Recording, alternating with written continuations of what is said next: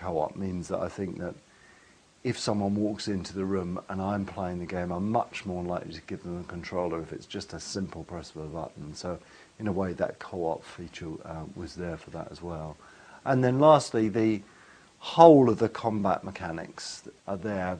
They're incredibly deep, as I've just shown you, some of the stuff that you can do, and all of those seem like a very, very hardcore gamer mechanic, but because it's really just tapping the button at the very base level, anybody can pick up the controller and you just have to say to them, press the blue, yellow or red button and something will happen.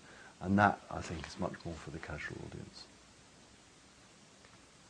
Anybody, anything else? Right, we've got time for one last question, Yeah. I think. I was just wondering, it seems like a lot of role-playing games kind of tackle moral issues to some degree, but it's like there's two kind of large camps, one of which is you come across a puppy and your two decisions are pet it or stomp on its head. Yeah. And then there's another kind of philosophy where you go to a village and you have a choice of slaughtering this half of the town or the other half. I don't think either of those approaches is very satisfying. But you've talked in the past with Fable 2, you've got some really crucial, almost like satisfying decisions. I'm just wondering if you could talk about morality.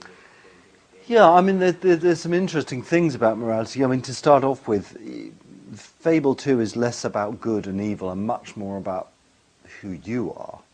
And I think if we were just thinking of, kill things versus saving things, it would get pretty tedious after a while. And what we've been thinking a lot about, a lot of the moral choices that you face, isn't necessarily about being good or evil. It's being about how good you are and how evil you are.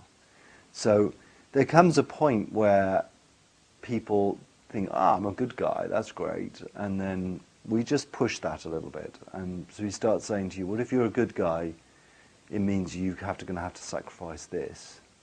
And, that starts getting a lot more interesting. Because in a way, although these moral choices are there, people feel like, I want to play the game, twice, 2 or 3 times. I only really want people to play through the game once. Because I think it's a far less of an experience the next time you play, because you know what the kind of the story is. So I think our job is to make you pause in these moral challenges.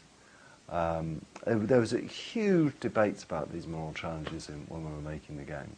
Huge debate about the philosophy of them and who are we to judge what's good and evil. And we always came back to the fact that it wasn't us judging it; it was the people in this world that judged it. Did that answer your question? Okay. Great. Thank you very much, everybody. Thanks so much.